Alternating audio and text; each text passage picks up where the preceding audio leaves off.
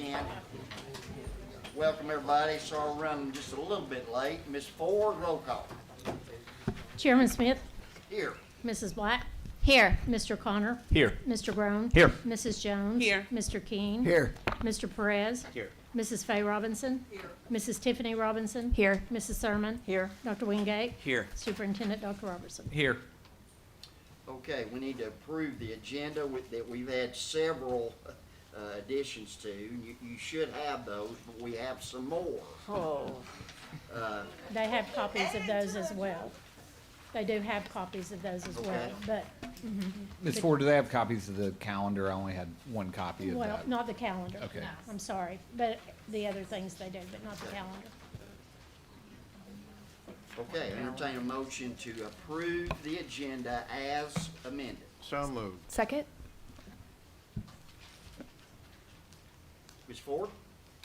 Mrs. Black, Yes. Mr. Connor, Yes. Mr. Groan, Yes. Mrs. Jones, Yes. Mr. King, Yes. Mr. Perez, Yes. Mrs. Faye Robinson, Yes. Mrs. Tiffany Robinson, Yes. Mrs. Sermon, Yes. Dr. Wingate, Yes. Chairman Smith. Yes. Okay, time for our pledge and meditation. Mr. Williams?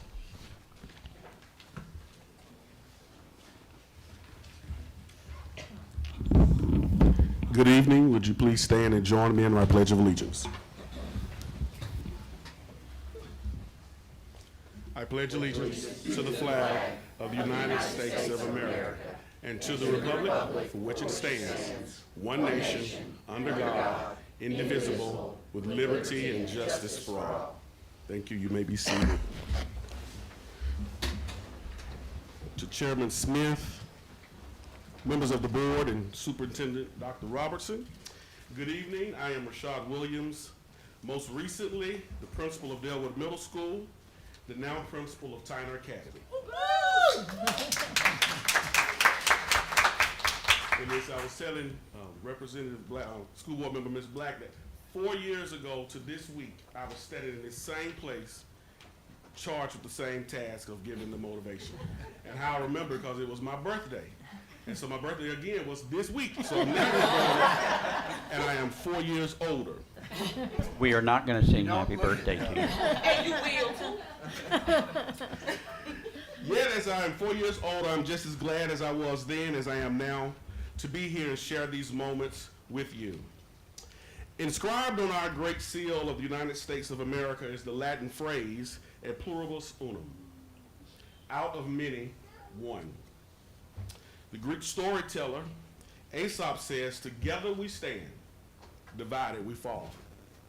And then the good old gospel writer St. Matthew wrote, where there are two or three together, gathered in the name of the Lord, there the Lord will be in the midst and grant what is asked. No matter how it is said, there's a common theme in these three quotes: togetherness, unity, being united. There is power, synergy, if you will, in the collection of a group of people who assemble sharing the same vision, operating through the same mission, committed to the same cause.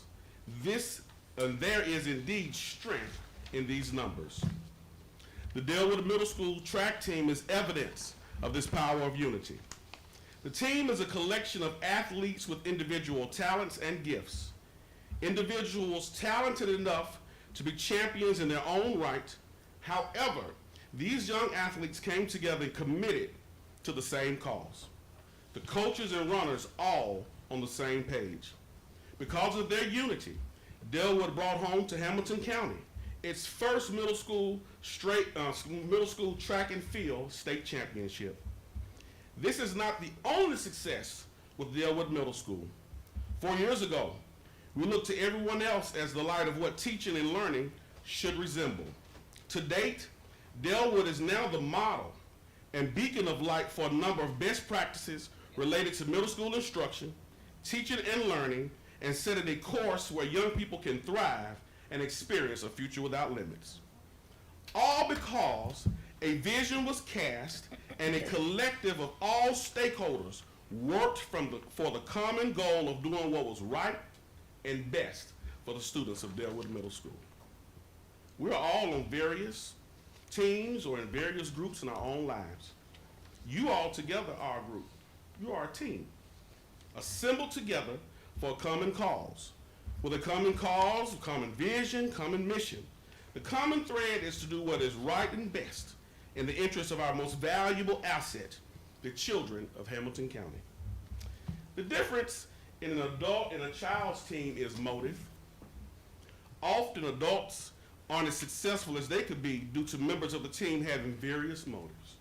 Imagine though, if you will, if at every meeting, every team member arrived prepared to fully operate under the one common purpose. There's a quote with an unknown author that says, when we fully commit and go all in under one cause, one goal, the universe will rise and provide everything needed for success. We will all be amazed to see how much will be provided if we all just work together. Be encouraged this evening to work together and go all in for kids. Henry Ford said it this way: coming together is a beginning, keeping together is progress, and working together is success. Thank you.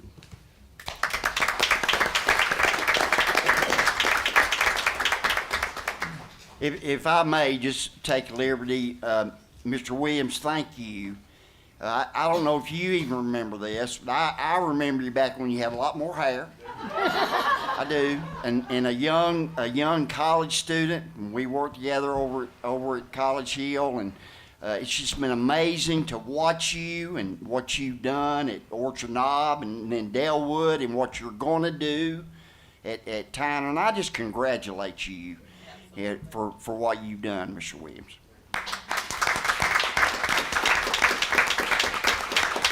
Okay, Coach James. Well, I'm just going to go ahead and go on record and say I hate following this. This man's one of the great moderators of our district. He's always inspiring. But tonight we're here for celebration. And before we go on celebrating the accolades of Delwood Middle School and their state championship track year, I want to kind of bring a little attention to Hamilton County School District. The TWSAA has 22 team or individual sports as a total. This year, Hamilton County Schools accounted for 9 state championships, either team duels or individual team state championships.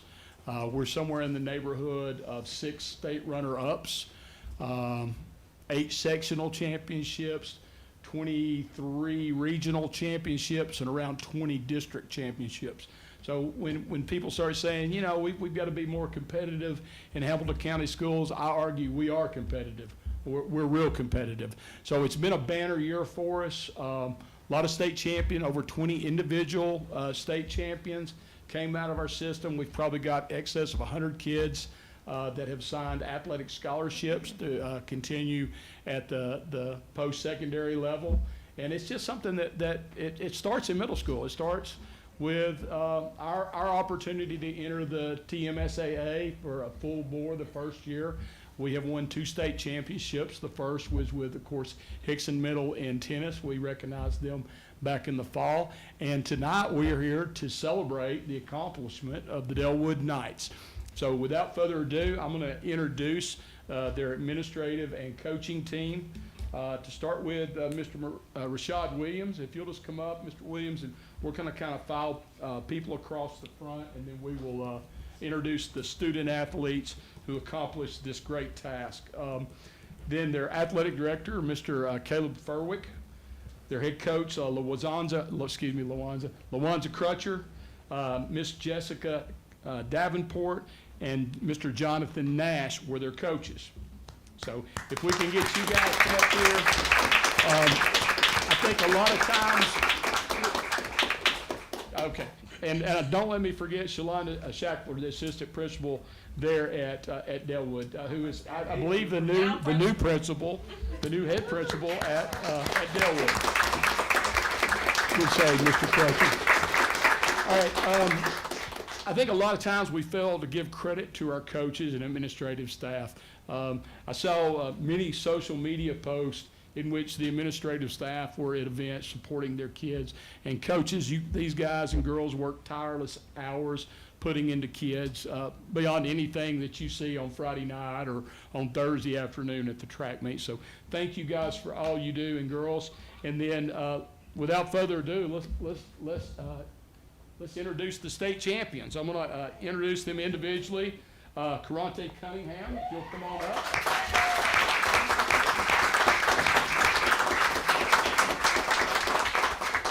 Mr. Caleb Jones. Mr. Terrell Mathis.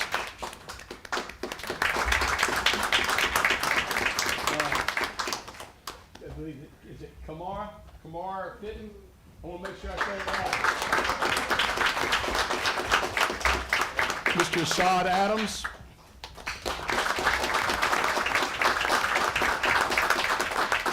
And Mr. TJ Mangum.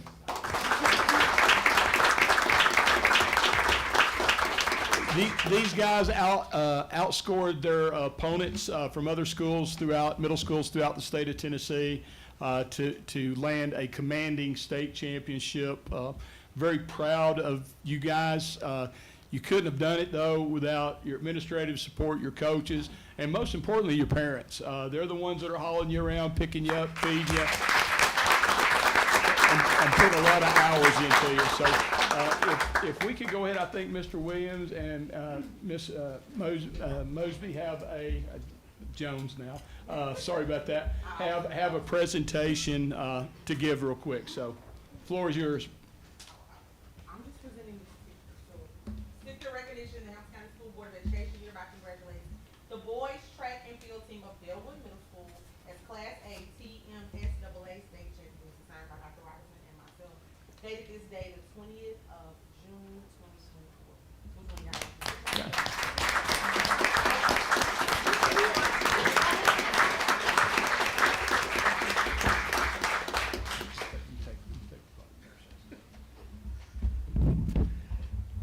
So, since being principal at Delwood, it has been my theme to always try to do it big. I didn't want my kids to ever feel like their school was different from any other school in this district. And we know that in state championships in high school, they give you rings. So we needed to give something to them to commemorate their accomplishment. I wish you could have been there to see it and hear it. I mean, every event. And state champion, Delwood Middle School. I mean, these young men not only performed well, but in reference to sportsmanship, top notch. Top notch. I must also commend our parents for all that you've done to support us this season. They drove all the way to Clarksville for them to compete. They trusted us with their kids overnight. We fed them the whole nine, and they trusted us, and we couldn't do those things without parents trusting us with their children. So thank you so much for lending us your kids. But young men, I wanted to present you all with these commemorative track jackets. Oh, wow. It says Delwood Blue Line.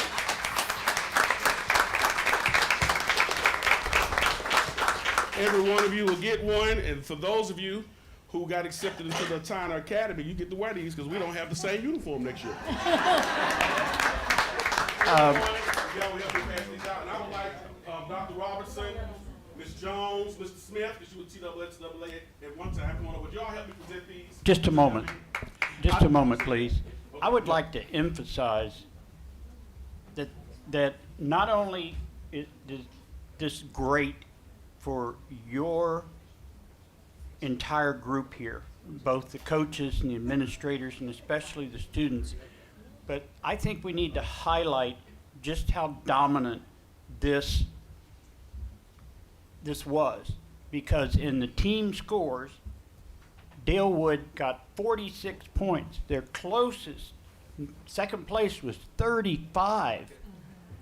Now, here is where the determination by these young men, especially the 4x200 relay,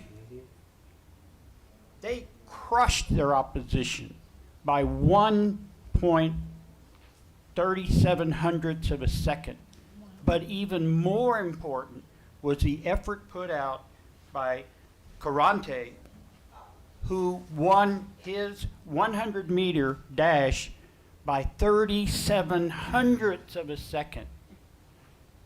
And Caleb Jones in the 200 won by only 28 hundredths of a second. That's incredible determination. That 4x200 was incredible teamwork.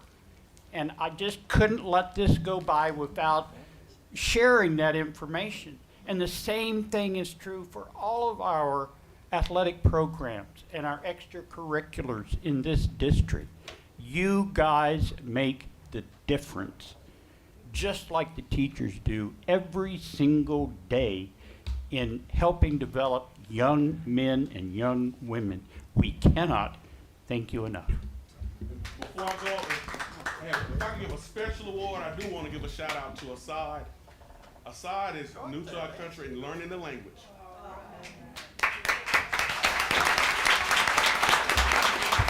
But it speaks to, again, being together, effective teaching. We're doing the work at Delwood. And from that, as you said, it's award winning at this point. Congratulations, fellas. Gentlemen, we look forward to seeing what you have to offer next year. Many of you will be moving on to the high school level. I have to see one gentleman run a 10-9 800 meter in a sectional tournament at Red Bank. I coached track and field for 30 years.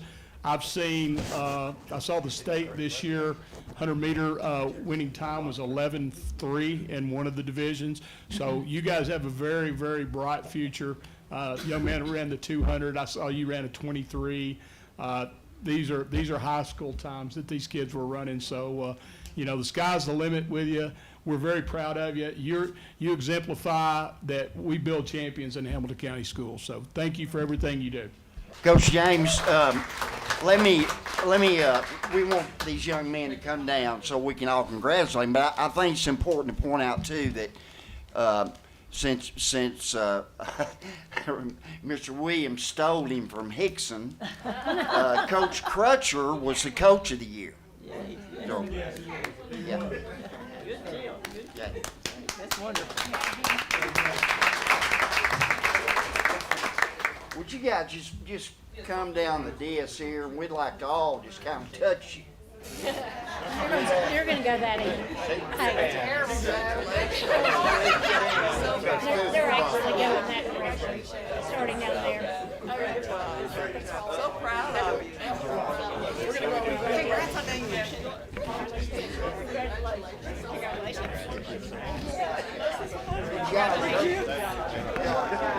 Great job. Congratulations. Great job. Good job. Good job.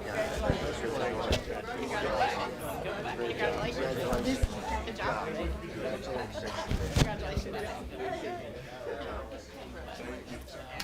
Thank you. Hey, Congrats, friend. turn around. Congratulations.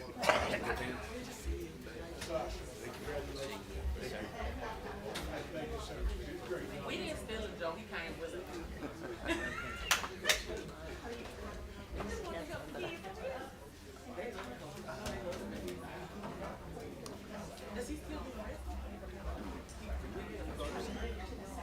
Yeah, they were out there making pictures, I think. Yeah, somebody's out there making pictures. Okay, we're ready for our board disclaimer. So Larry, we'll start with you, and Mr. Groen, we'll just work our way down. Does not apply. Okay, hold on. Okay.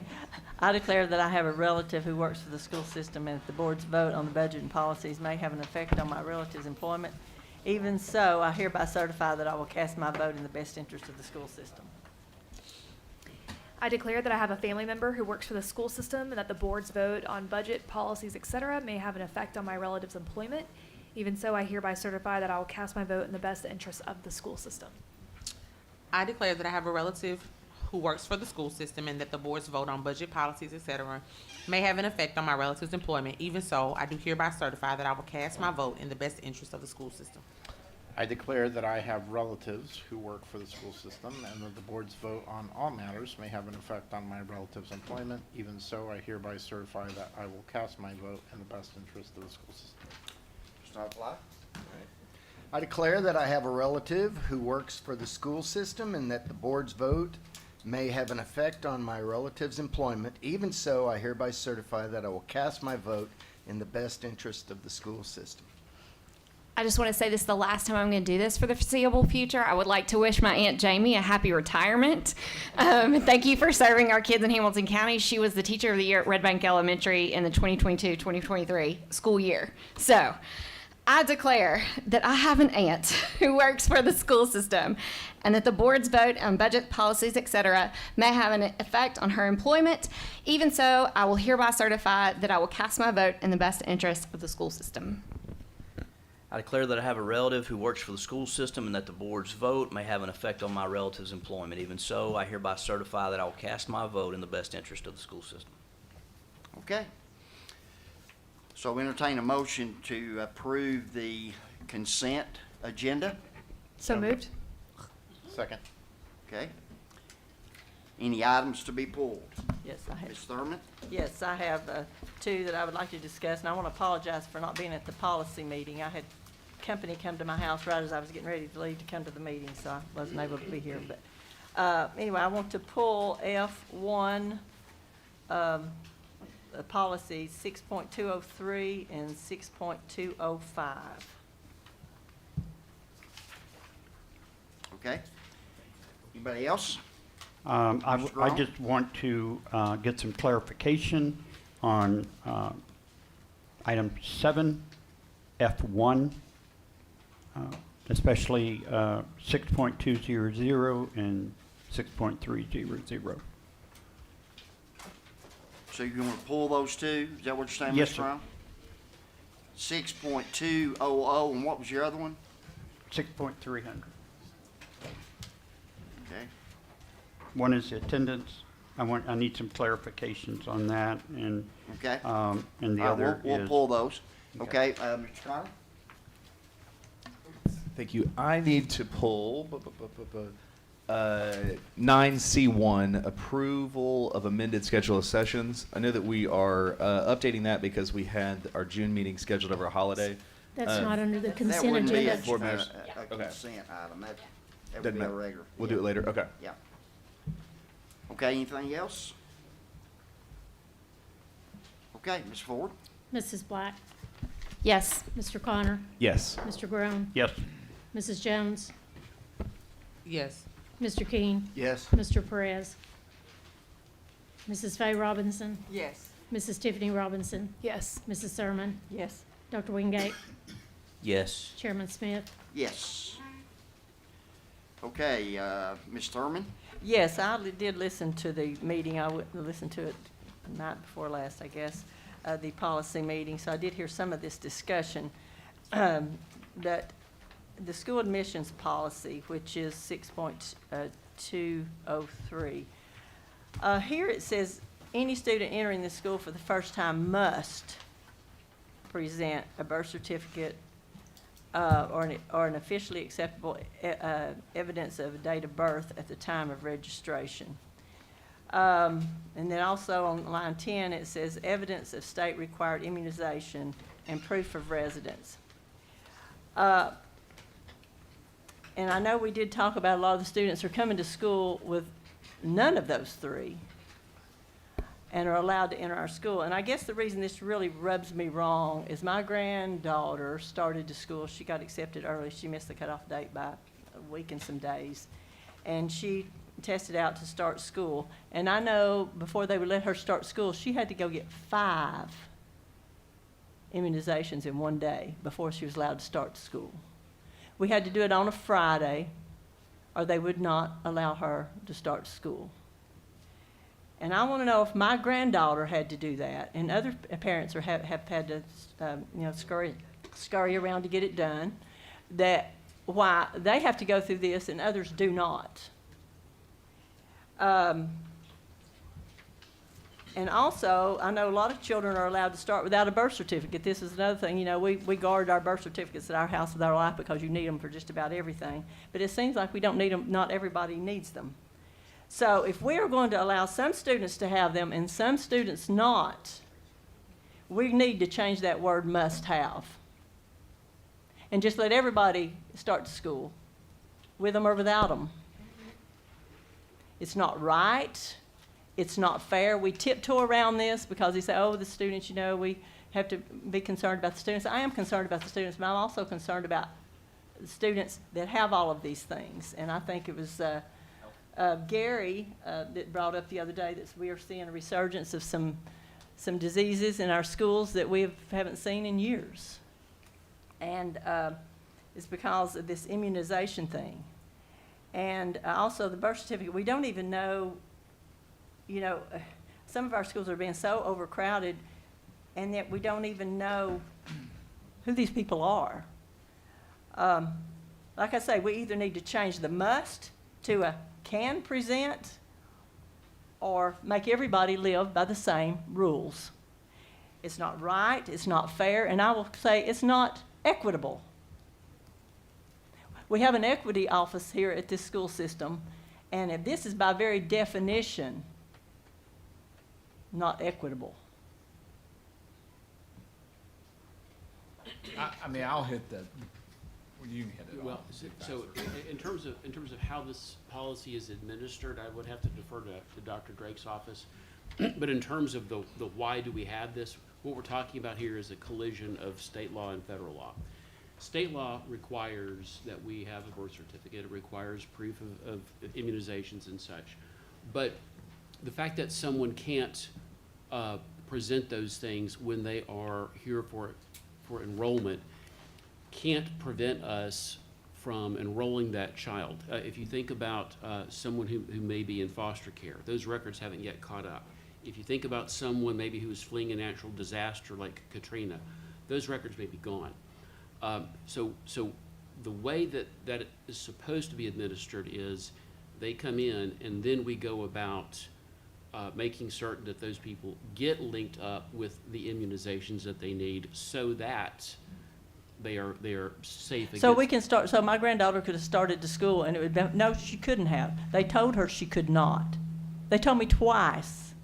Well, so that she could not. So in the case so of they can and we can't. Well, when you say they, I don't know who you mean by they. I mean the people that don't have the shot records, whoever they are. So let's say for instance that when we were enrolling our youngest 20 years ago now, if for whatever reason I didn't have these records, I'm sure someone would have asked me, well, do you have them? Well, not with me, but I can get them. Well, you need to go get them. I think that's how that conversation would have gone. If we were fleeing from some natural disaster like Katrina, because this is in some of our recent memories, that conversation might be, you know, I don't know where those records are. They're probably in the Gulf of Mexico. Well, that's obvious. That explanation makes sense in context. So we have state law that has these requirements, but federal law also says that because the right to an education is so important, and because of among other statutes, McKinney-Vento, where we have to enroll people who are homeless, and then figure out the immunization piece, there's some play in the joints here. So I mean, I'm sure if you had said to the folks at the school,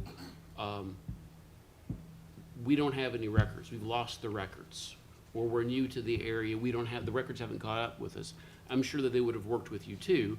But I think in your situation, you were very honest and you said, yeah, we have those, or we can get them. The point is there's a law, but we also don't let that law be a barrier to enrolling someone who needs to be educated. Okay, then we need to change the language.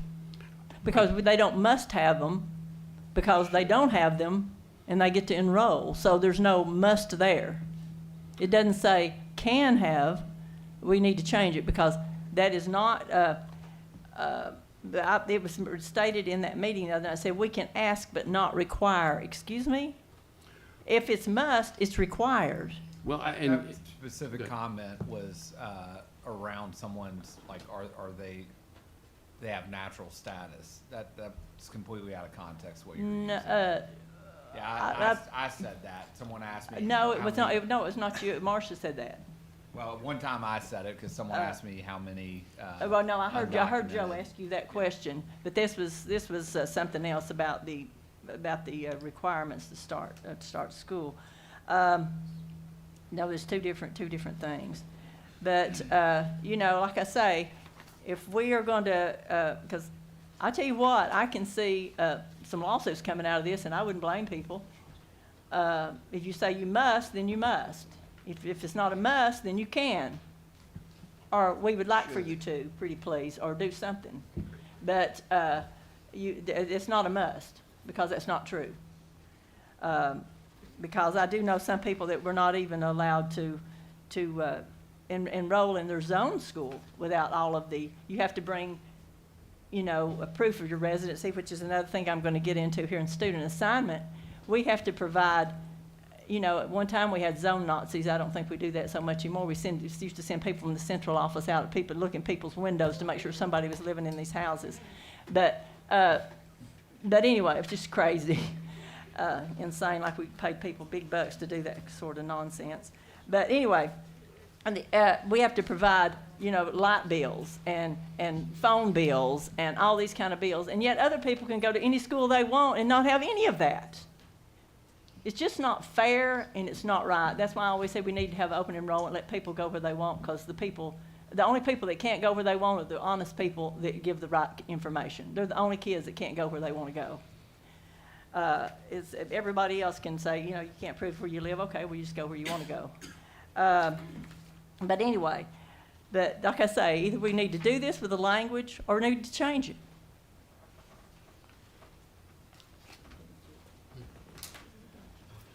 Mr. Grown? Let me do a follow-up on that with you, Mr. Bennett.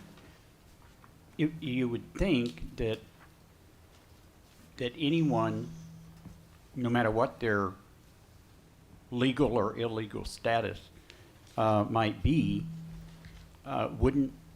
they could register their child, but then they would need to be put in contact with the county health department to be able to get the immunizations that would allow their child to actually attend the school. Now, is that not happening, or are we letting these, are we letting individuals They do. That's my attend? understanding, is that we do that. What you're, unless I'm mistaken, and I would have to defer to Dr. Drake, but my understanding is we do what we can to try to eliminate any barriers. If it's a matter of trying to find the appropriate documentation, we do that. If it's a matter of connecting someone with the health department to get immunized, we do that. I'm looking over at the. Yeah, I mean, that's part of what's conversation. I think that when we'll deeper into, I mean, there are situations where there are exemptions to That's true. getting. Yeah, right, and Mr. Groon's question didn't really talk about the constitutional exemptions to immunization. But my understanding is that if there's a barrier, we try to remove that barrier. We talked earlier on Monday or whenever that was about health clinics around, are we using our schools? And I can't remember who it was. Maybe Ms. Jones pushed us to, was it Ms. Black? Ms. Black pushed us to open up the doors of the schools to having immunization clinics like we did during COVID, so. Well, that's not our job either. We have a health department that does. I mean, if we all need to stay in our lane. This is why we are just balkanizing ourselves in the school system, that we don't even do what our charge is sometimes as good as we should, as well as we should.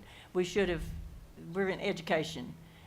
That is another person's responsibility. I guess that's what just ticks me off. It just seems like everything's loaded on us. You know, you be sure that our kids get immunized. You be sure that our kids have proof of residency. You be sure. No, that's not my job. That's your job. That's their job. It's not our job. When they come here, if they know they need to go to school, no matter where they come from, if they know they need to go to school, they should know they need those things. And like I say, it just ticks me off because I happen to know people personally who, their kids, they go in to register them for school. You don't have all that stuff. Their kids didn't start school for a week in some cases because they were either moving and hadn't gotten the first electric bill. They couldn't prove they lived where they lived. Sorry, we can't register you. And these were people that their relatives have paid taxes in this county for generations. And yet other people can walk right in and go to school. Dadgummit, it's not fair. I think what I hear you saying, and it's something we talk about a lot as administration, is how do we implement these things and also have really good customer service at the school level. We don't want any kid sitting at home What happens at, every at, year. at home. It does. You're right, it does, and where we got to get better and keep working at it. We were trying to implement this across 73 schools with hundreds, if not thousands, of people that are interacting, and it's hard not to have. We're going to have some variability, but you're pointing out something that we're aware of that we need to get better at: customer service and supporting families across the county. Okay. Ms. Black?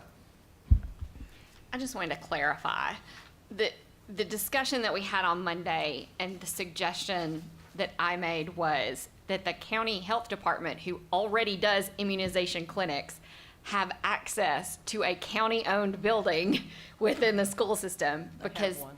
our schools are a safe entry for newcomers to interact with government. They're more comfortable because we're providing their kids with an education to come to their school building in their neighborhood to get immunizations. It was just a suggestion of access. County Health Department is a county entity. Our buildings are owned by the county. Like, we are a county entity, just opening the doors. That was it. So, Mr. Bennett, what kind of complications, if we change that language, what does that do? I mean, if we say may have or should have, or what kind of challenges does that create? Well, Could we just put in there some, in a timely manner, must present in a timely manner, or something like that, but just to say you must present, because a lot of people use this against parents. No, you must do it before you can enroll in the school. You Well, must do it. To your question, Mr. Chair, it's the board's policy, and so the board has some latitude here, but at the end of the day, this particular language is actually consistent with state law. The state requires these things. Now, what I heard Dr. Robertson say is that on the customer service side, they want to work with families. My suggestion would be, don't soften the standard that's in your policy, but just admonish your administration that there's got to be some reasonability about how you apply the policy. That would be my admonition. I wouldn't change the policy language because it tracks with state law. It is what it is. Okay. Anybody else? All right, and I believe, Ms. Sermon, you want to pull Yes, the- 6.20? Yeah, the student assignment, I think I've already said part of that is, some kids can go to school wherever they want to go, and others, like I say, they're honest and give their honest addresses and do things right. Sometimes, Point of procedure. Do we not need to put that back in? Well, that's actually what the secretary and I were Yeah, discussing. I okay. don't know if it's the pleasure of the board to do it all in one motion, or if we need to do it piecemeal. Pleasure of the board. Well, Ms. Thurman pulled the item, so. yeah, I okay, mean- well, I could go, you can go ahead and put it on, it's fine. Okay, so we need to put that back on before we move on. Is there, I guess, a motion to approve the policy as amended? We didn't amend it. Well, this is actually an amended policy. So the okay. policy that is before the board is an amended policy. This is just second reading. So moved. we Now, have a second? excuse me, point of clarification, please. This is we're just talking about 6.203 right now. That's Yes, correct. sir. Okay, Yeah. Yes, sir. thank you. Second. Okay. Ms. Ford? Mrs. Black? Yes. Mr. Connor? Yes. Mr. Brown? Yes. Mrs. Jones? Yes. Mr. King? Yes. Mr. Perez? Yes. Mrs. Faye Robinson? Yes. Mrs. Tiffany Robinson? Yes. Mrs. Thurman? Yes, as long as everyone has to follow it. Dr. Wingate? Yes. Chairman Smith? Yes. All right, 6.200. Okay, there's a couple of things in this one. No, That's this what- is 6. Yours 6.205. Okay, sorry. You want me to do my other one or this one? Okay, I can get Okay. right. Larry just want to pull the other one. Yeah, okay. There's a couple of things. There's a typo on line 14 that says grade and/or level as indicated by records from the form school. That should be former school. And then on line 18 says the principal shall separate an alleged victim. It either needs to be an alleged victim or alleged victims. That just needs to be clarified, however that you want that to be.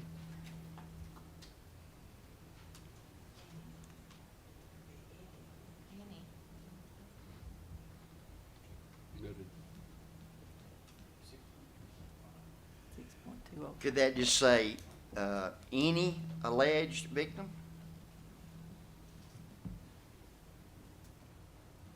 Mr. Bennett? I'm reading it.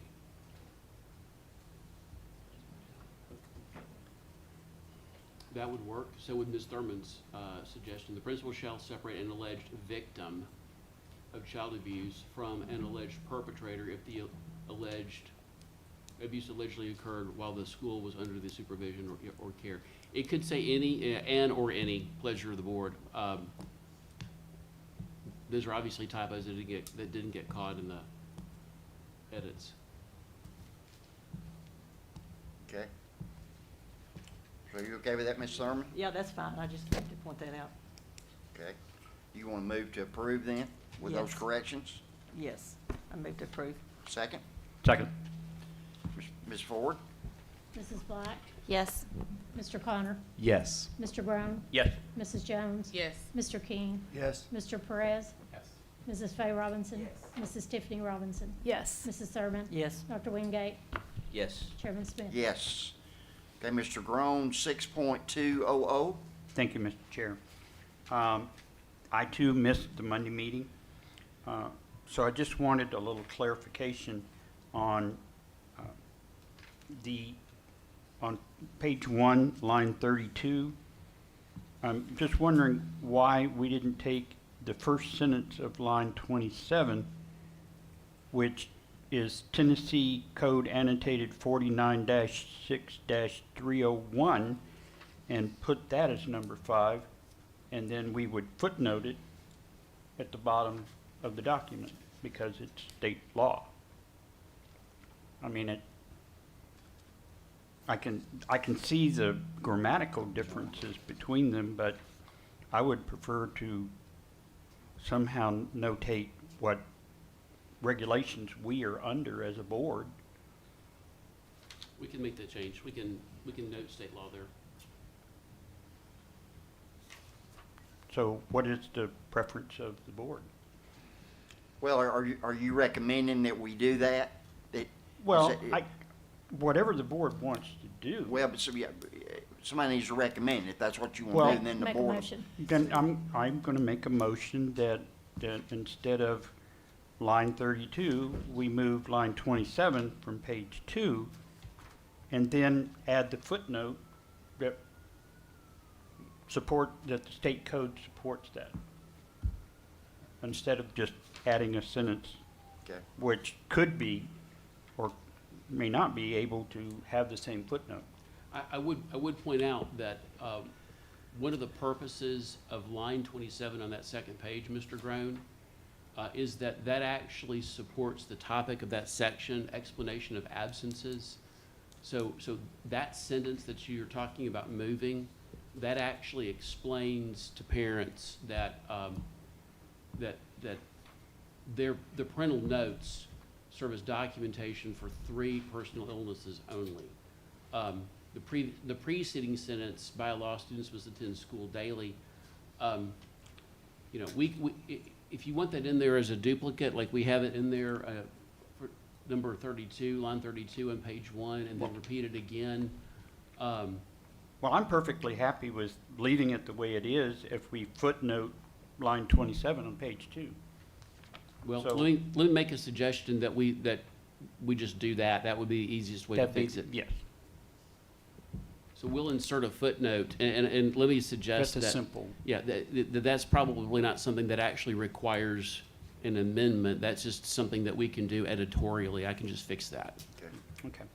And my second question on this, at least my second question, is does, starting on page 2 with line 36 and extending into page 3, is this being stricken because it's somewhere else in our code, our policy?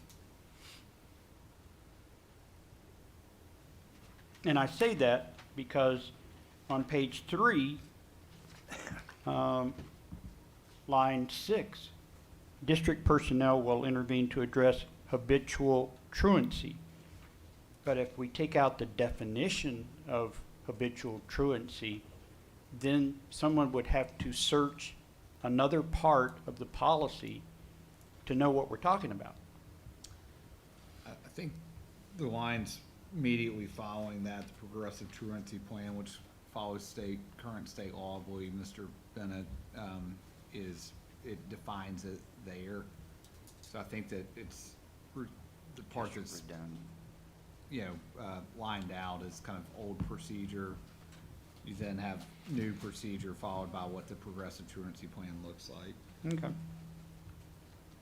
It was just a thought that if we're going to specifically address a habitual truancy, then we should clearly state what that definition is.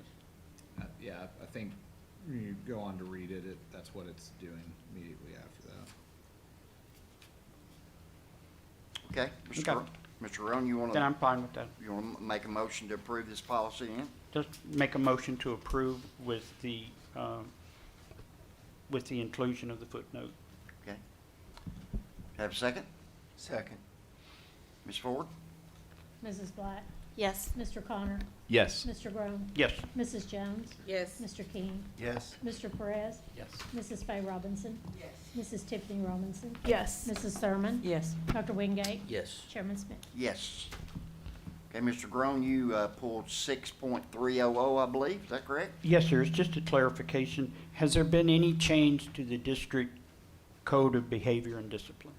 Made Are some we just- minor changes to it, nothing significant. Well, it's like grammatical stuff and, Well, it's grammatical stuff, but it's also every year. I mean, we get recommendations from administration around clarification of consequences or clarification of. but there's been really no substantive change. I wouldn't say there was anything substantial this year. Okay, thank you. That's all I needed on that, Mr. Chair. Okay, so you're moving to approve? I move to approve that. Second. Ms. Ford? Mrs. Black? Yes. Mr. Connor? Yes. Mr. Groan? Yes. Mrs. Jones? Yes. Mr. King? Yes. Mr. Perez? Yes. Mrs. Faye Robinson? Yes. Mrs. Tiffany Robinson? Yes. Mrs. Thurman? Yes. Dr. Wingate? Yes. Chairman Smith? Yes. So that takes us down to administrative business matters, our Teach for America, MOU. Need a motion to approve? So moved. Second. Mr. Thurman, your Yeah. light's on. Yeah, I was wanting to know how this was working out. How many, I think this current cohort, if I'm not mistaken, is at 22 or 23, so that's what the request is to go above 20. Be honest with you, the start of the contract was difficult because we hit COVID. That made it a little bit harder for them to recruit, but it's picked up. This is the biggest cohort that we've ever had, so excited about where we're moving forward with them. Okay. Ms. Faye Robinson? How long have we been using this method to find teachers? I believe this is the fifth cohort, but I'll confirm that, but I believe this is the fifth cohort. Do we have to go outside, our Hamilton County to find the teachers, or, I mean? Yeah, Teach for America is a national organization that recruits all across the country. Well, it just kind of stings that we give them $6,500 to find a teacher. So when this originally took place, a lot of people described like basically multiple prongs of a recruitment efforts. The same way I'm sure Dr. Brown would still talk about it, is that we, just relying on traditional pathways of recruiting teachers through universities, Department of Education we would not be able to keep up with the demand that we need. And so we have this. We also have Project Inspire that is a program through PEF. We have multiple kind of non-traditional pathways to licensure that the state's opened up. So yes, in an ideal world, if we could just go back to getting 200 candidates from UTC every year, or yes, but that's not difficult to happening. get the number we need. That's right. Okay, thank you. Dr. Robertson, we've had in the past a minimum of 20. Was that the count? It was up to 20. Up to 20. Yes, sir. So why are we removing that? We're asking to go. They've got. They have up to 25. Yeah. So they can go up to 25, and we need permission to accept the additional candidates beyond 20 that they've been able to recruit this year. Mr. Chairman, the language of the current MOU specifies that it would be not more than 20, because TFA did not believe that they could commit to more than that. And so because it's restrictive, in order for us to accept more than that, my suggestion was we need to go ahead and bring it to the board. But so on the third page of this MOU, the first bullet there, I'm just a little confused why we're amending to remove the 20 teacher per year cap. Because the existing MOU says that we would accept not more than 20 teachers. Okay, And they have more than 20 teachers that they can place with us. okay. And- Well, that's a and good thing. It's a great thing. Yeah. But it's that, because back in the day, they did not want, you'll remember that Tucker McClendon didn't want the system to rely on something, and then, you know, they overpromise and underdeliver. And so we actually baked into the agreement a penalty if they fell short. And so they said, well, in that case, we're not going to commit to more than 20. The agreement implies that we don't care how many you have, we won't take more than 20, so we're fixing that. Okay. Mr. Perez? I think to clarify, the 6,500 isn't just to recruit, but they also put support services around them, I think for 2 years, is that correct? Well, they're. That's exactly right. It's a 2-year commitment, so recruit, retain, develop. Yeah. So they put a lot of work into keeping them in the program, and then they put a lot of emphasis in, ideally, we can't force people to stay, but in ideally those people having longevity with our school system, so. Ms. Faye Robinson? Did I understand that the cap would be 25? Up to 25. Up to, okay, thank you. And it's the, I know I'm glad you do it. And we have the decision whether or not to, it's just not accept the 25, right? So if we have a high need in mathematics and they've got a math teacher, then I would accept that math teacher, right? So it's not any candidate, it's the candidates that we need, Park Field. So we just want to have the flexibility to abide by the MOU, but to accept a quality teacher that's teaching a Park Field subject matter, such as mathematics or, Okay, so I have no more lights. Ms. Ford, roll call? Mrs. Black? Yes. Mr. Connor? Yes. Mr. Brown? Yes. Mrs. Jones? Yes. Mr. King? Yes. Mr. Perez? Yes. Mrs. Faye Robinson? Yes. Mrs. Tiffany Robinson? Yes. Mrs. Sermon? No. Dr. Wingate? Yes. Chairman Smith? Yes. New job classification descriptions. Need a motion to approve. So moved. Second? Any discussion? Mr. Chair, the school safety position is a existing job. We had a retirement when we hired this position in 2019. Our landscape obviously has changed significantly. We didn't have SSOs at the time. You know, the scope has changed, and so this job description reflects that. We'll post that existing job, but it's just a change in job description. It's an existing position. The recruiter position is a new position. It's through the school improvement grant. It's directed at 6 schools that fall underneath that school improvement grant. So that recruiter can only recruit for those 8 schools. I apologize, 8 schools. That is a new position funded through the school improvement grant. Okay, Mr. Wingate? This is Dr. Corbin's position? Yes, sir. Okay. Okay. Mr. Grown? How long is this grant No. for? It's a 1-year grant. And this is going to go away if we don't get further grant monies, is that correct? Thank you. Ms. Thurman? That's what I was gonna ask, is this one of those positions that if we don't get it, the grant is not extended, or we don't get another grant to cover it, it's gonna go into our general budget. Put us where we are now with our budget. So, I just can't do that.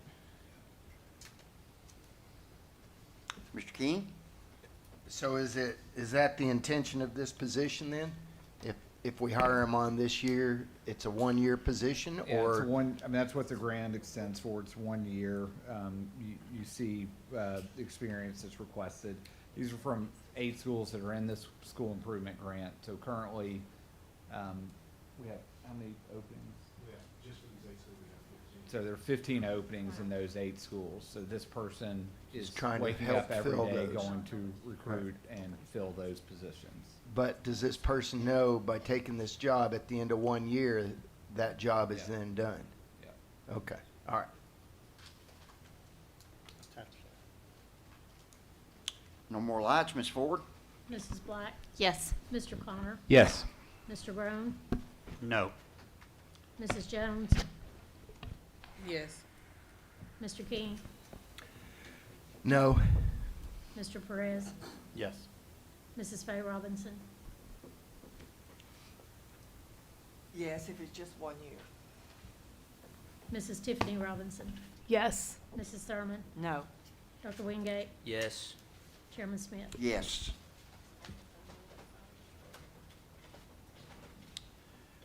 Corey, takes us down to maintenance, OHS, right-of-way, MOU. Need a motion to approve? moved. Second? Discussion? No lights, Ms. Ford? Well, excuse me, I just had somebody light up here. Ms. Robinson, I'm sorry. Well, since I've had people concerned about the right-of-way there, what is it, there's 2 entrances now. Would you let me know what we're giving them, what they're asking for?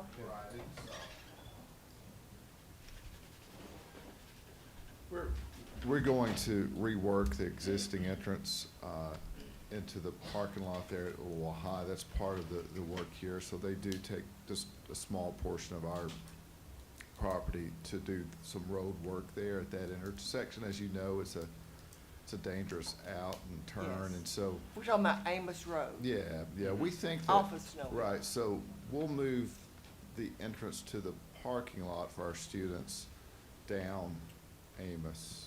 Toward the baseball batting cage. Right, we think it'll be a safer, it'll end up being a safer in and out for our students. So- Straightens the road too, right? Right, it straightens out the road there. So it's, we see it as somewhat of a win-win for us as well. Who will be paying for the new pavement? There's the developers. The are- develop- Right, they are, yep. Okay. So it will be down from Snow Hill Road. Mhm. Yeah, there's a diagram, if you look at the very back of your, there's a diagram that shows exactly Well, I where didn't know it it is. had changed, but yeah, Yeah, thank you. Yeah. Okay, no more lights, Ms. Ford? Mrs. Black? Yes. Mr. Connor? Yes. Mr. Brown? Yes. Mrs. Jones? Yes. Mr. King? Yes. Mr. Perez? Yes. Mrs. Faye Robinson? Yes. Mrs. Tiffany Robinson? Yes. Mrs. Thurman? Yes. Dr. Wingate? Yes. Chairman Smith? Yes. Orchard Knob Middle School to exit the turnaround pilot program. To approve. Second? Have a motion to approve. I need a second. Can I say so? Do you have a second? Second. Tiffany already did, but I second. I'll Already second had it it. again. Okay, Yeah. all right. Okay. Discussion? I am so glad this is happening because I told y'all we should have let our school go into this anyway. I knew this was going to be a mess, and now they realize it's a mess, and now they're giving us back our school. So I just want to say that because I knew that this pilot was not going to work. Well, I also want to just clarify, for the sake of the public understanding, the work we're doing in the district is working. Right. The consultant and the contract that the state required us to be a part of is what's not working. So great things are happening at Orchard Knob Middle School. We were doing it anyway when they And I tried would- to put us on I pilot. think now that we're bringing up old wounds, It's not an I would old like wound. to publicly thank Senator Gardenhire and Senator Watson. They approached us about this, and I appreciate their support. Thank you to them. Moving us forward. Thank you to our delegation because, whew, Okay, Ms. Robinson, Ms. Faye, are you? Sorry, Okay. I forgot to clear. All right, I have no more lights. Ms. Ford? Mrs. Black? Yes. Mr. Connor? Yes. Mr. Brown? Yes. Mrs. Jones? yes. Mr. King? Yes. Mr. Perez, Yes. Mrs. Faye Robinson, Yes. Mrs. Tiffany Robinson, Yes. Mrs. Sermon, Yes. Dr. Wingate, Yes. Chairman Smith. Yes. So that'll take us over to grants and federal programs. I need an approval for 25 consolidated funding application. So moved. Second. Any questions? Discussion? Seeing none, Ms. Ford? Mrs. Black, Yes. Mr. Bonner, Yes. Mr. Brown, Yes. Mrs. Jones, Yes. sorry, Mr. King, Yes. Mr. Perez, Yes. Mrs. Faye Robinson, Yes. Mrs. Tiffany Robinson, Yes. Mrs. Thurman, Yes. Dr. Wingate, Yes. Chairman Smith. Yes. So need a motion to approve our Signal Centers contract. Move to approve. Second. Any discussion? Seeing none, Ms. Ford? Mrs. Black, Yes. Mr. Connor, Yes. Mr. Brown, Yes. Mrs. Jones, Yes. Mr. King, Yes. Mr. Perez, Yes. Mrs. Faye Robinson, Yes. Mrs. Tiffany Robinson, Yes. Mrs. Sermon, Yes. Dr. Wingate, Yes. Chairman Smith. Yes. Need a motion to approve our amended schedule. Mr. Chair, before we approve, could we, Okay. could I propose an amendment? Or a motion? Motion to amend the schedule? Yes. So let me bring it up, and what we're doing right now is we're talking about We it need a because. motion to approve first. So you can do a motion to, we need, before we're gonna have discussion, we actually have to have a motion on the floor. And so your motion could be a motion to approve this, subject to certain amendments that you're about to state. Okay. I make a motion to approve, subject to potentially discussed amendments. Somewhere else. Second. Second, sure. Okay, now, what is your, go ahead. Okay, discussion now. Awesome. Okay, so we brought this up again to talk about June because we had our currently scheduled board meeting on a holiday, which it has been rectified in this. Last month, I brought up that May 15th is actually the third Thursday in May. And therefore, we voted to actually change that to, I believe it's May 8th. So we voted to change that to May 8th. It's not represented here. It is still footnoted that we have changed it to the second Thursday, but it has not been noted. Furthermore, the March meeting scheduled for March 20th falls over Hamilton County spring break. So I think that we need to move 2 meetings, not just 1. 2 more, 3 total. I won't be here, so do I think you should have meetings So weekly I would make a motion to correct the date. So my motion would be this. I make a motion to approve the schedule of sessions with the date in May correctly noted as the second Thursday of May 8th, and moving the March meeting to March the 13th, the second Thursday in March. So you might also note that the fall break is also week of, yes. Oh, just shoot me. Which could have been done after I was gone, but I guess it'll be done now. I did miss that. Okay, so I would make, I rescind my motion and I make this motion. Could we change these dates? First, move the October meeting to October the 10th, which is the second Thursday in October. Move the March meeting to the second Thursday in March, which would be the 13th.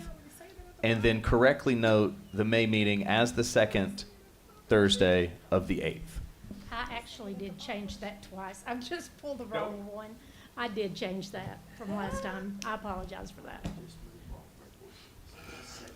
Could we just move every board meeting to the second Thursday? Really? I'm kidding. My No, original motion I'm stands. serious.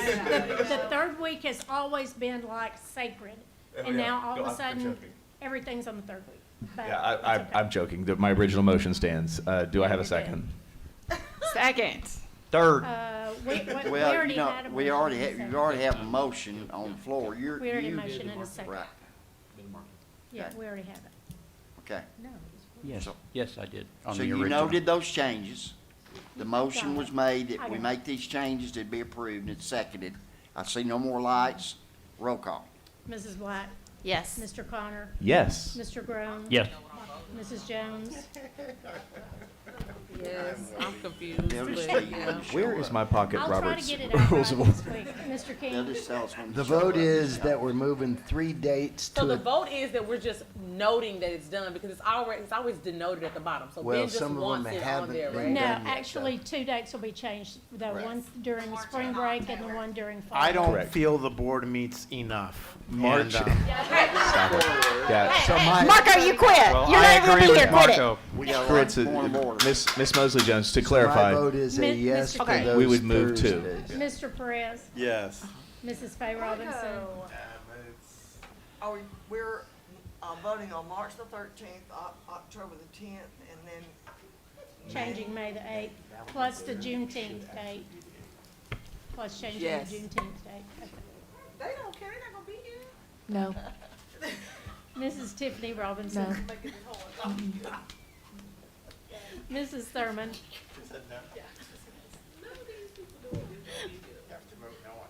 I know, I never get to vote no against y'all. Mrs. Thurman. Yes, I don't care when you meet. That's what I'm saying, like, none of these people vote don't even be here. Why Dr. Wingate. Whatever you want. Chairman Smith. Yes. I tried to get them to wait, but they didn't. I don't know how you counted that, but I trusted you. I got it. I got it. Okay. Motion carries. Okay, that takes us down to the approval of our fiscal year 2025 budget. Now, I know we've got some options here. What I would suggest, and certainly I'm open, but is that we first pass a version of the budget in terms of the either version 1 or version 2. The compensation part, is that what you're talking No. about? Or no? The budget. Okay. Okay, so we pass one of those, and then we'll go back and look at whether we want to do a percent raise or a flat raise. Does that make sense? Or option A or option B for those. That's because correct. There's 2 options. Does that make sense? Okay, everybody okay with that? So, so the floor is open for, I move that we vote for version 1. Second. Okay. okay, I've got a motion to approve version 1 and a second. Discussion? Do we need to tell people what version 1 is? So people know what we're voting on? That's the large. I mean, I know what it is, but I don't know that Yeah. they know what it is. It's online. Version 1 and 2 are available online. They have been discussed in the last 3 meetings. If you'd like to review those, please do so at your own leisure. Ben, don't be fun. It was not funny. I have no lights, so I'll ask for the roll call, Ms. Ford. Does everybody understand what we're voting on? Yes or no to version 1? Correct. Mrs. Black? Yes. Mr. Connor? Yes. Mr. Groan? No. Mrs. Jones? Yes. Mr. King? yes, Mr. Perez? Yes. Mrs. Faye Robinson? No. Mrs. Tiffany Robinson? Yes. Mrs. Sermon? No. Dr. Wingate? Yes. Chairman Smith? No. Motion carries.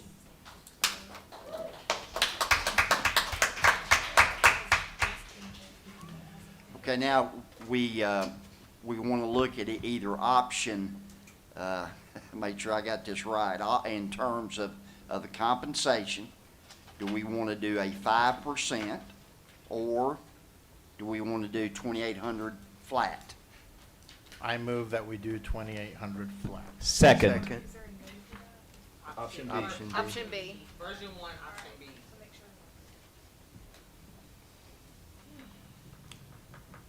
See no lights?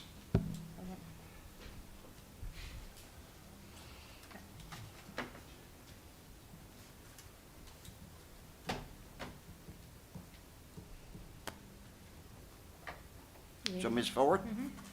Mrs. Black? Yes. Mr. Connor? Yes. Mr. Groan? No. Mrs. Jones? Yes. Mr. King? yes, Mr. Perez? Yes. Mrs. Faye Robinson? No. Mrs. Tiffany Robinson? Yes. Mrs. Sermon? No. Dr. Wingate, No. Chairman Smith. No. Motion passes. No. Okay, Motion carries. okay. So procedurally, The flat may rate I ask? passes. Go ahead. Yes, Mr. Perez? Procedurally, this will go to the commission. We don't have an assumption either way of the commission. We'll hear them. We have ideas. And Sir? potentially we'll vote again if they don't approve this budget. I missed the middle part of that. I heard you So, say procedurally. Procedurally, go to the commission. The commission votes, approves, or doesn't approve of this budget. If they approve, that's great. We move forward. They figure out where the money is coming from. If they don't, this comes back to us as a board, and we vote for whatever the commission. Correct.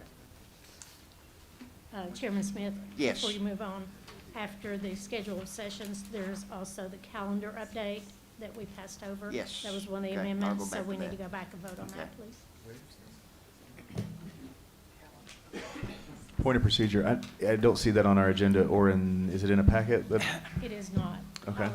It was just a was handed to me. very late addition, so Dr. Robertson, Yeah. just speak to that, and, Asked to add it, we're gonna approve it, the executive committee, but since the agenda already had so much change, we might as well change it again, right? So, it's a really minor change, and we're doing this just in full transparency, and so there's no confusion, but if you look at the calendar that was approved, at the beginning of the year, there's school-based days for August 1st, 5th, and 6th, and the district day, school-based days for August 1st, 2nd, and 6th, and there was a school-based day on the 5th. We're asking to switch the 5th and the 2nd to make the district day on the 2nd. The reason we're doing this, for the first time in a long time, we're bringing everybody across the county to like a conference-style event at the convention center, and the date the convention center was open was the 2nd.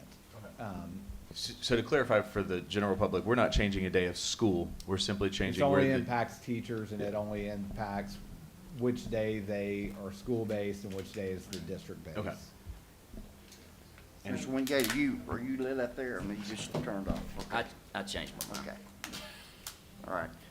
There's no more lights. Before we do roll call, Dr. Robertson, thank you. I mean, you could have done this and nobody ever known the difference, but you always try really hard to be transparent and and I appreciate that. I do, because this could have gone, nobody known the difference. Thank you, Ms. Ford. We actually do not have a motion on the floor.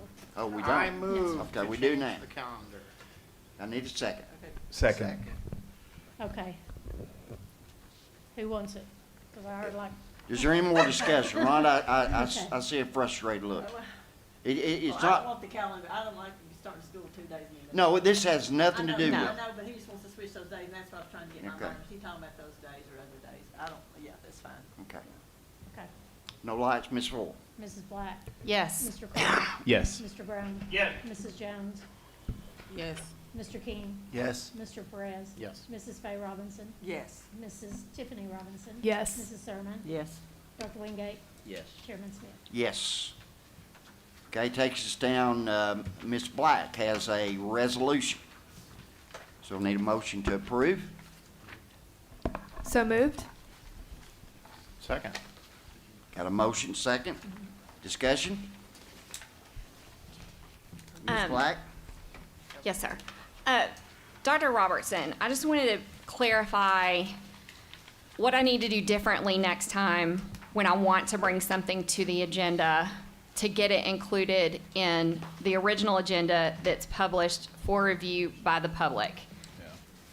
The agenda items, I mean, there's a date that you've got to get it on. You hit that date. I think what happened today, I mean, I apologize publicly, like, we were late getting stuff together. I think it just got caught up in the mix, so there wasn't anything that you should have done differently. Okay, I just wanted to clarify, because I think we have this rule that, like, if people who come and speak before the board have to speak on an agenda item, and if it's something that the public wants to speak on isn't listed on the publicly published agenda, then they don't know to show up. So I just wanted to be clear, for the public to know what this resolution is.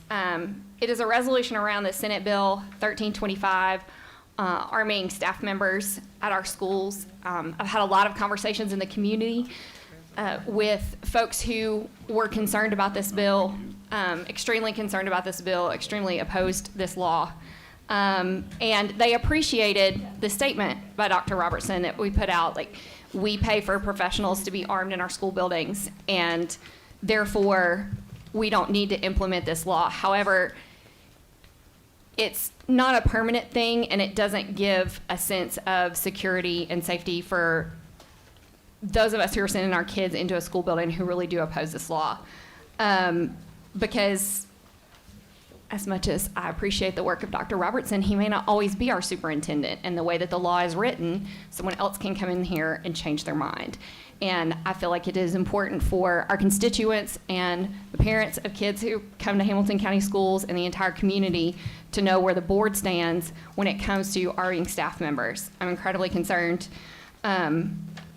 by the lack of guidance around safe storage, because the law specifies places that a staff member cannot carry a concealed weapon, but it has no requirements for safe storage when they have to attend those events for their employment. It's incredibly concerning that the superintendent, the sheriff, and the principal of a school can decide that a staff member can conceal carry a weapon in the building, and they don't have to notify anyone in the public. Not a parent who's sending their kids to school there, not a staff member who works there, no one. There's no requirement to publicly notify who in that building is carrying a weapon. And it's very concerning to me. So the bottom of the resolution, therefore it be resolved, the Hamilton County Board of Education hereby commits to opting out of allowing teachers and staff to conceal carry on school property through the now approved Tennessee Senate Bill 1325, and commends the Hamilton County Director of Schools' decision not to opt in to teachers and staff being allowed to conceal carry on school property. Okay, Mr. Wingate? Do we need to have a motion or We- anything we- before we the have one. discussion? Uh, Oh, can- sorry. Can you tell me who we're- made the motion and who seconded it, because I don't have I that. seconded the motion. Okay. Okay, thank you. Did you get that, Ms. Ford? Yes, sir. So, Thank you. I just wanted to say that I'm not in favor of supporting any resolution at this time, simply because of instructing our superintendent one way or the other, and I have my feelings about this.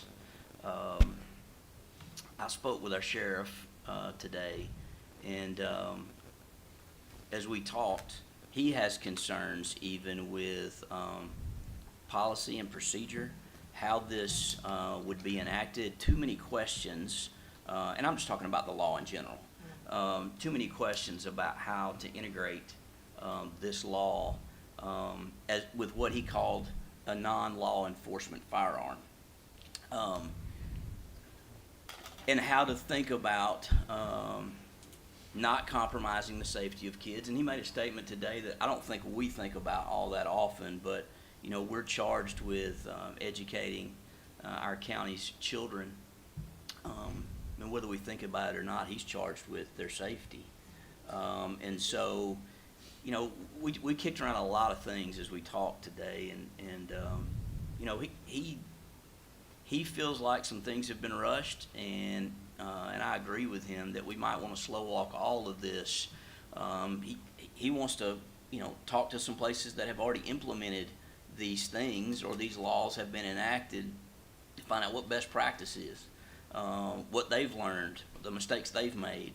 And so I'm in that same spot. I'm in that same spot, and I don't feel informed enough or good enough about any of it. I know there's not been enough conversation between law enforcement and school system.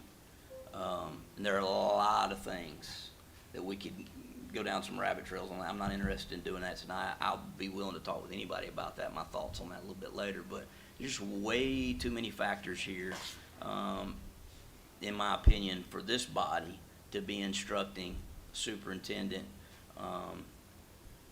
about what should take place or not take place, especially when we haven't been able to integrate any of that or get thoughts about that from our local law enforcement. So I just wanted to go on record saying that.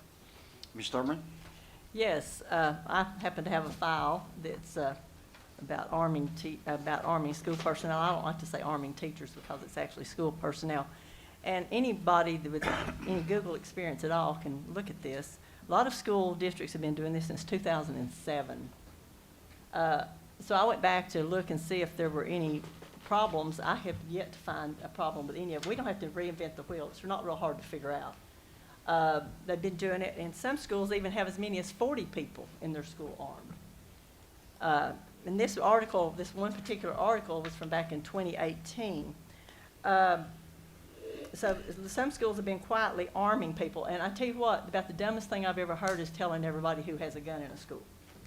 That's ridiculous. That defeats the whole purpose. It's like, yeah, shoot this guy right here. He's the one with the gun. That's dumb. It could be the janitor. It could be the principal. It could be the, it could be anybody inside the school. It doesn't have to be them. So, and also state law, I don't think that anything we can do can supersede state law. If we could, there's a lot of state laws I'd like to make resolutions about, but I don't think we can do that. It doesn't really make any difference. What we do here, it's not going to change state law. And the new superintendent, may want to think that's a great idea. I know that Sheriff Hammond thought it was a wonderful idea. As a matter of fact, he proposed it here one night when he spoke to us years ago. And so we have a new sheriff that maybe has a little bit different opinion. That's fine. It's his job now, just like it'll be somebody else's job with Justin. Also, you have to think about if somebody comes into the school, they know who the SRO officer is. All they have to do is take them out, and then they have free reign. Maybe at one side of the school, what are you going to do at the other end of the school? I carry a gun. I have a handgun carry permit, and I carry a gun, so they don't scare me. I feel I have it there to protect me and my grandchildren and when we go somewhere. And we teach them gun safety. So it's not something that scares me like it does some other people. I actually I want to defend my family and myself, and I don't want anybody telling me I can't defend myself either. That's not your job, that's mine.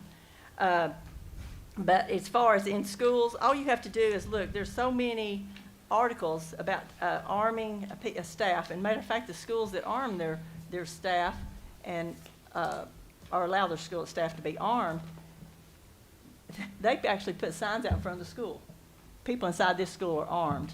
We will protect our students.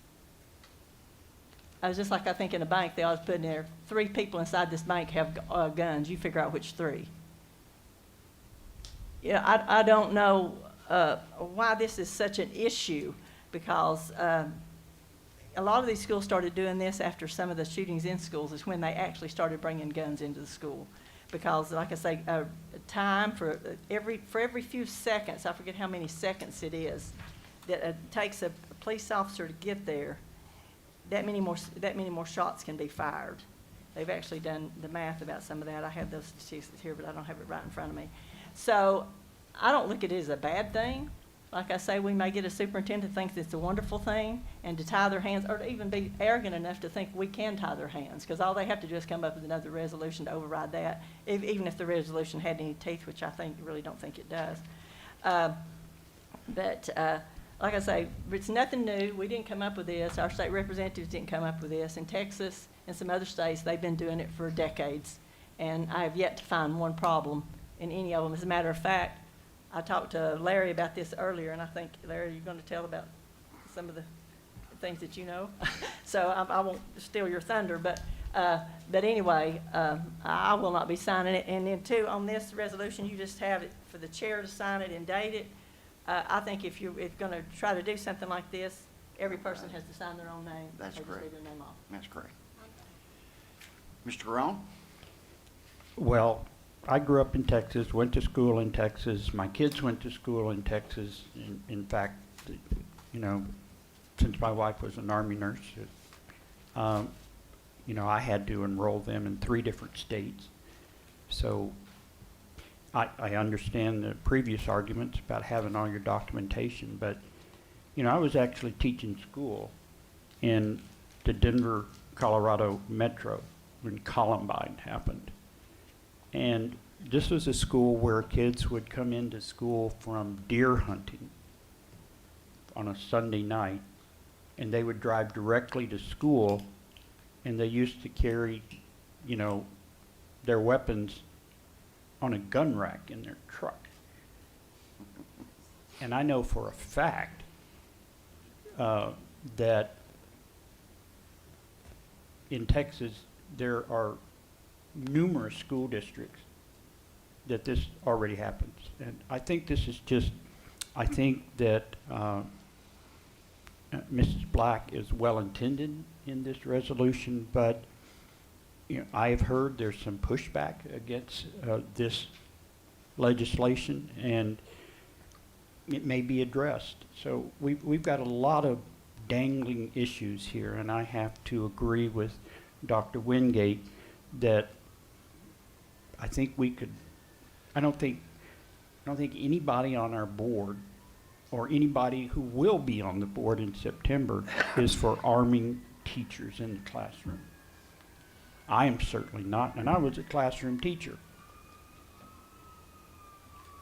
So I just think this is premature, well-intentioned but premature. Mr. Connor? Thank you, Mr. Chair. So throwing on the legislative representative hat real quick, just to talk a couple things through about the actual law. So from the mouth of the sponsor of this bill is intended for rural counties that have difficulties hiring SROs and SSOs. So we are not that. So just to start at that point. And furthermore, we're, as I stated before, but we're the model for what should happen. And to Dr. Wingate's credit, talking to the sheriff, he talked to Dr. Robertson as well, and I'm repeating, so make sure I get your correctness, but we've worked in such a great partnership with the sheriff's office that we have been able to staff with both SROs and SSOs to ensure that every school has a safety officer available to us and staffed. So again, from the mouth of the sponsor, this bill isn't something that's about us to begin with. Continuing a little bit more down the legislative path, this is a resolution in similarity to ones that have been passed by many different counties that are in a similar situation. Knox County is one that I can think of immediately offhand that has passed a resolution similar to this because they wanted to publicly state and that they are behind their superintendent who chose not to do this for exactly the same reasons. We don't need this here. I think that kind of fulfills all the things I need to talk about from the legislative aspect. From a personal aspect, and as my view, I'm gonna vote for this because I want to publicly show that we've got the superintendent's back, that he made the right decision, that we as a board support our one employee, and that we stand fast in the decision that was made and want to be able to I've mentioned a couple times in the last month how much I wanted to be able to vote on things. I'm happy to be able to vote on this and show my support for the superintendent and for this choice. So, Mr. Perez? I was going to echo just that statement to me. What I don't like of this law is that it leaves the superintendent exposed to a decision on their own. And so for me, the resolution backs the decision our superintendent did. When I read this law, thought it was the most absurd law in the world. When I studied the law, I understood a little better that there are places where you can't find staff, and that in those places, and so then I understood our Dr. Robertson's position on saying because we are fully staffed, this isn't something we need. But I don't. I don't like that the law, I do think this should be a decision of the board, no matter what. Like if the board approves this down the road, it's not how the law is written, but I want to back up our superintendent in your decision today. There will be another board a few months from now, and that board could resolve the opposite. So, so anyways, that's the way I see it. So. Mr. King? I just need a little more clarity before this vote. So help me to understand this. The law came down, it was passed. Does that law give you the autonomy to make this decision for our county? ask Mr. Bennett to help me here as well, but it's got to be an agreement between not just superintendent, but you've got to have an agreement with law enforcement. Law enforcement has to be aware, and I believe the law actually states the school principal has to be on board as well. Well, so not just referring to an individual school, but to all schools. So I guess. So the way I the guess law my is question written, I is- think what I hear you asking, like, if the superintendent says no, then it means no in every school in that district. That's my question is. Would you agree with that? I do, but it doesn't, but it's also not a one and done. So for example, hypothetically, you could say, you know, you could grant the approval to school X and then deny the approval to literally every other school in the county because it is a individualized school-specific decision. And likewise, the sheriff could grant approval to one school and none of the others. Ms. Thurman? No? Okay. No more lights? Ms. Ford? Mrs. Black? Yes. Mr. Connor? Yes. Mr. Brown? No. Mrs. Jones? Yes. Mr. King? No. Mr. Perez? Yes. Mrs. Faye Robinson? No. Mrs. Tiffany Robinson? Yes. Mrs. Sermon? No. Dr. Wingate? No. Chairman Smith? No. Motion fails.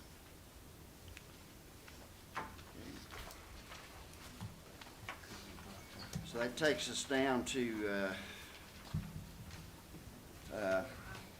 information. Okay, go ahead, Ms. Jones.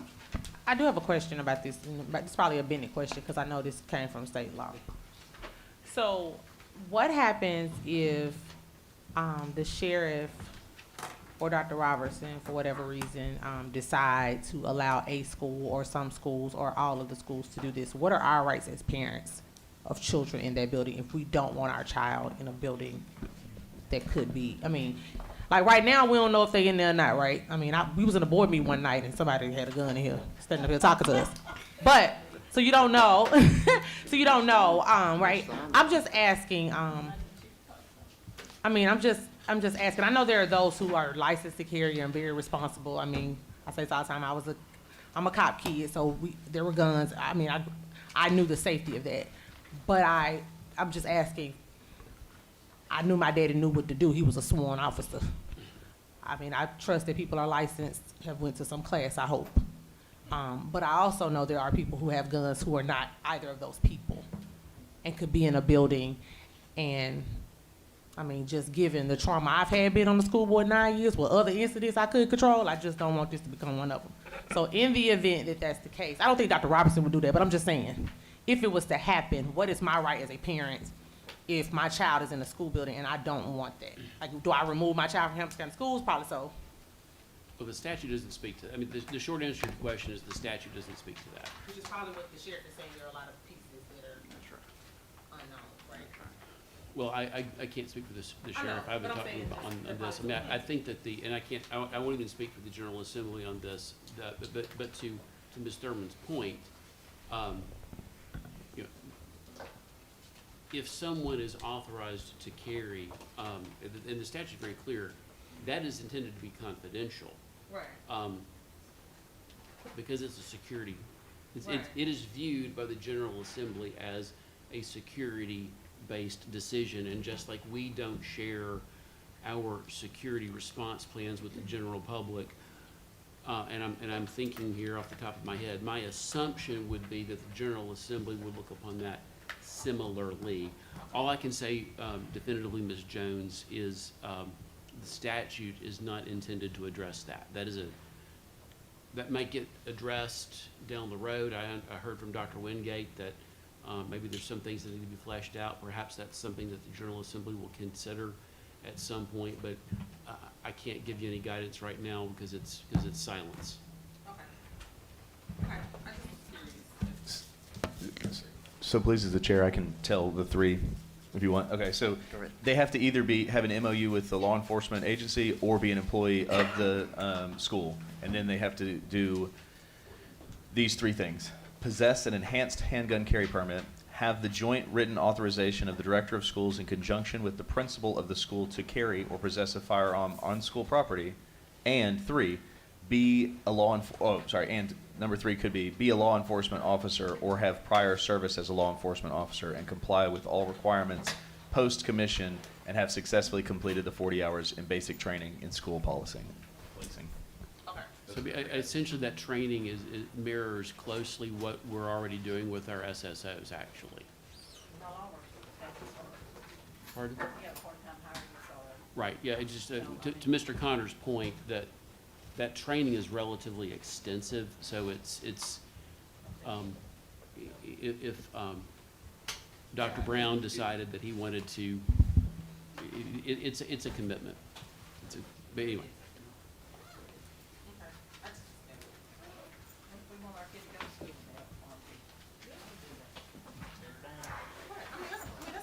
Okay, we've got just a few announcements there. I do want to ask this, just because our budget chair wants to know. If you will take the budget that this board has approved to the commission, and if. The mayor will. Okay, and then what happens then? So they're set to vote on Wednesday, so. Next week. You know, and they'll vote and either approve it and we'll move forward or not approve it. And then at that point, go into a continuation budget, which essentially means that we're bound by, layman's terms, like month-to-month expenses from last budget. Correct. Okay. So that may or may not necessitate a budget committee meeting? I don't think that if anything, I don't know. If anything, I would say we would probably want to consider having, calling an actual voting meeting. Yes. A work session isn't going to help us. It doesn't seem like there are questions necessarily about the budget itself. There was the question about the amount and then the percent versus the flat, which we've decided those 2 things, right? So I would say that if next week we end up needing another meeting, it would need to be a voting meeting that then we could vote on an amended budget. Okay. Does that make, Right. The only scenario in which I think you might need a work session would be if the commission, for whatever reason, decided to defer any action until after the start of the fiscal year, in which case the board might need to discuss what that continuation budget looks like. But otherwise, I agree with the director. This is a situation where, depending upon what the county commission does, this body is going to need to make a decision. There's no sense in calling a budget meeting. Just call an actual special called board meeting so you can act. We could, as of the 26th, call a special meeting before the end of the fiscal year. We would have time to ask for that if we wanted to. Sure, but also understand, to Dr. Robertson's point, a continuation budget it's not the end of the world. Yeah. What Tennessee law authorizes, if you don't have an approved budget, as long as you get one done before October 1, I'm not suggesting you wait that long, but Tennessee law authorizes you to operate based upon last year's maintenance of effort. You are guaranteed what you were given last year. The question is, what do you do with certain big ticket items? And that's one of those things where you might need a work session to talk about it. But what we're talking about is a matter of weeks. My suggestion would be the first business week of July, have a meeting, make it a voting session and knock it out. so to be clear, we won't have time before July because we'll end up having to vote on something and then the county commission would have to vote as well. They're not going to call a meeting. I don't know if they have one scheduled during the week of the 4th. So if it gets voted down next Wednesday, we're in a continuation budget. Correct. I think it's important also publicly to state that maintenance of effort budget, like, people do not need to be worried. Like, new employees are still going to have contracts, will still be able to start work on, their contract date. The pay that they were set on that contract is still in play. People that move jobs, that's not in jeopardy. But there are things maybe with, a roof or an HVAC, like, things like that is what we'll have to deal with on a one-off basis. Correct. Is that fair? That's 100% correct. I just think it's important for our teachers to hear, especially our new teachers, like, we need them to stay with, like, they have a job, their contract is in effect, it's safe, they're gonna get paid, they've got benefits. You like- still have to pay your water bill. Yes. You still have to pay for your electricity, and you still have to run school. So that's exactly right, Mr. Chairman, members of the board. The continuation budget allows the board to spend last year's major budget categories. You can't exceed, you can't move things within major budget categories. Within that, I'm sure our CFO would say that there's certain fiscal responsibility issues we need to bear in mind. It's not a blank check, but you still get to have school. Point of information, can we just tuck these into our drawers so that we don't have to waste, say, 20 times 11 sheets of paper for next month? Is that all right? This isn't gonna change, right? All right, put it right in our drawers. Okay, we stand adjourned.